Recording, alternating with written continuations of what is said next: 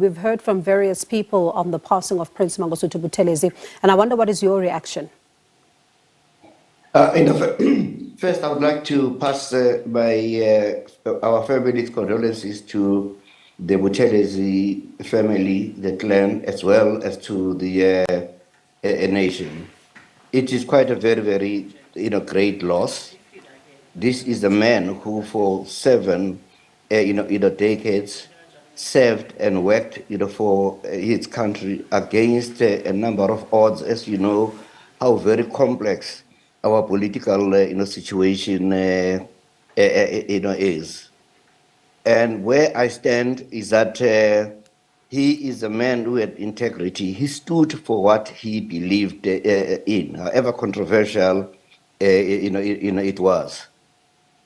The only regret for me is that he's left at the time when he was also engaged on some of the most important discussions within the Zulu nation. Remember that since the Zulu nation was born, when you count in the number of kings right through to the last one, who acted with absolute integrity and clarity, now he was waking up on a situation that is a bit kind of controversial.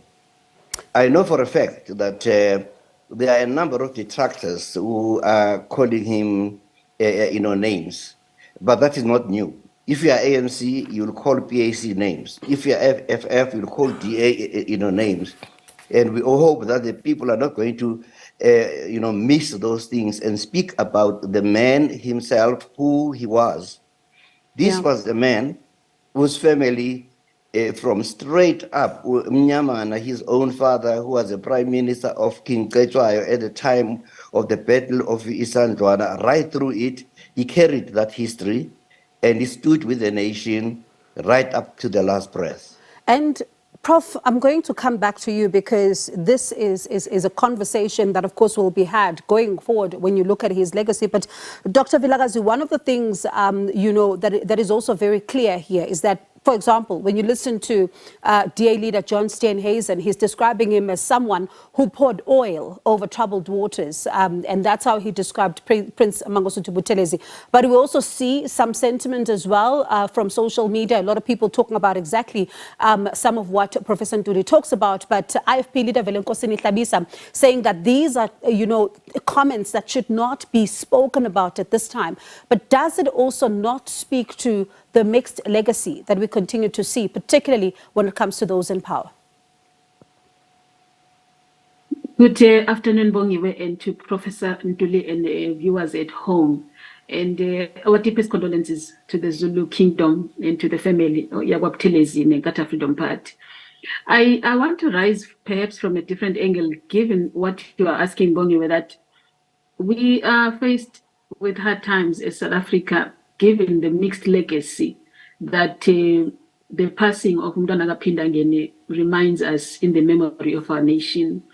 I think a lot has been said during the course of the day since this morning about the contribution that Mntwana has made in the negotiations, from CODESA, and the contradictions, of course, that has resulted in the nation. And I'm rising from a place perhaps that is not so popular, which is the place of voices in society that are saying some of those controversies remain disheartening in a sense that they are surrounding issues of Ingonyama Trust. And I think it's very, very hard to touch on those issues, perhaps also not to touch on them because we are mourning as a nation as we speak.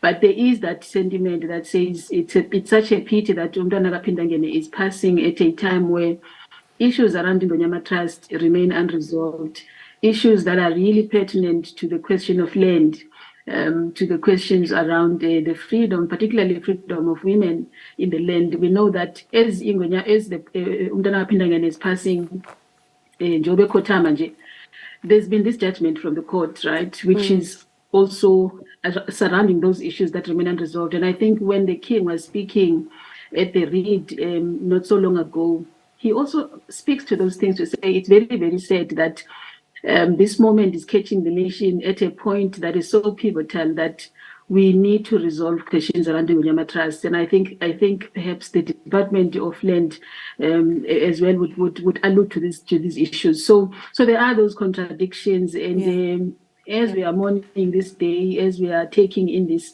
we must also remember that culturally and traditionally, Bongiwe and fellow South Africans, a person does not necessarily die, particularly a person of a stature like we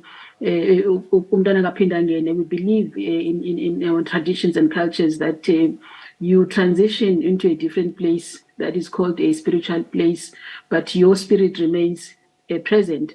And we are hopeful that in the manner in which the kingdom, under the leadership of Ingonyama, would resolve these issues, would recognize that and perhaps engage some of the sentiments that Umdana Kapindangene was wishing to engage with Ingonyama on, particularly in relation to Ingonyama Trust. So I'm just really zoning into that because I think it brings us to a lot of other issues related to what his passing represents for us. And I wonder for you, Professor Ntuli, because something that, Dr. Vilakazi touches on is the issue around Ingonyama Trust. And a little earlier on, Simpiwe Makanya was speaking to Umntwana uThulani Zulu, who was also talking about this issue, that he is so sad that uShenge passes on when there are so many issues that needed to be resolved, including the issues around Ingonyama Trust. I then wonder, how does the AmaZulu Nation chart a way forward in light of all of these unanswered questions? Yes, it's not just only the Ingonyama Trust. There are also, other issues. What's coming up in the social media? You're talking about drugs. You're talking about anything. Those are the things that would make somebody to go to his ancestors, a lot, worked out and troubled. But what is very clear is that the nation itself has got structures. They've got councils. They've got senior leaders. It is then going to be up to those, senior leaders to, take a stand as according to the tradition and the customs of, the Zulu nation. Because it's not about either one person or two people, but it is an entire nation that has got to put up its hand, on it. And Dr. Vilakazi, of course, this is not only a context of someone who was the Prime Minister of the AmaZulu Nation. We're talking about someone who founded the IFP, for example. And you think about what has happened in recent times. We're thinking about the multi-party charter that the party is part of, but the Youth Brigade coming up opposed to this, and also hearing some ructions within the party in that particular regard. And in his latter years, he's someone who said he wanted to see reconciliation possibly with the ANC. And we know the charter says keep the ANC out at all cost. I wonder, how does the party begin to reconcile this after his passing? Certainly, these are hard times. These are hard times for Inkatha Freedom Party, mainly because of those issues. Also because 2024 is taking us towards coalitions. And the question of that particular charter that was drafted becomes even key, right? And we know the symbolism of uShenge within Inkatha Freedom Party has been that of unity. He has stood up, as a founder, as someone that really departed from the ANC to form this Inkatha Freedom Party. And we know that the role, in fact, of Inkatha Freedom Party during the liberation struggle was that of ensuring that the voices of the majority at that time during apartheid were organized in some form, and IFP comes from that. So he stood out all these years, really through thick and thin in the country, putting together what we now know as Inkatha Freedom Party, and there's never been any other leader in the Inkatha Freedom Party that has been able to do that.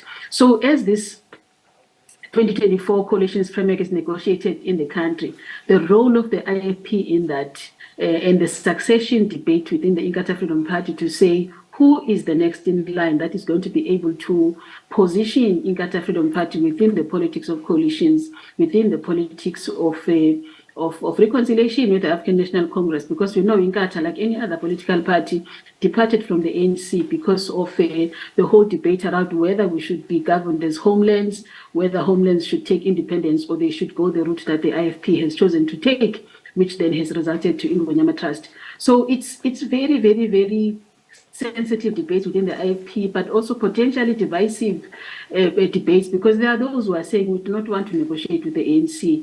We don't want to take that route. And of course, Umntwana Kapindagene was one of those people that were saying perhaps it is time to consider those conversations. In his absentia, chances are that we are going to look at a different Inkatha Freedom Party. Maybe it's going to split, like we've seen in other political parties. It's very, very common that when a legacy leader, when an elder politician shifts from the position of unity, like what has been happening with Umntwana Kapindagene, potential divisions are going to happen.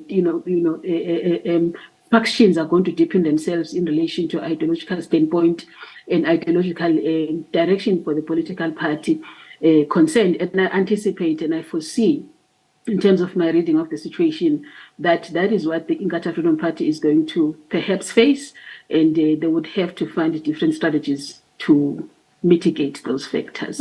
Quite an interesting one. And Professor Ntuli, I was in conversation earlier with Bishop Umalusi Mpumlwana, and he says, over time, he was asking Ushenge to retire from politics, not be affiliated to any political party, and simply be an elder that anyone from any political party could come to speak to about any challenges that they're facing in the day. And I wonder, should he have done this? Because Bishop Mpumlwana says he was simply laughed at, and he said no, he considered the IFP. But is this something he should have considered, in your view?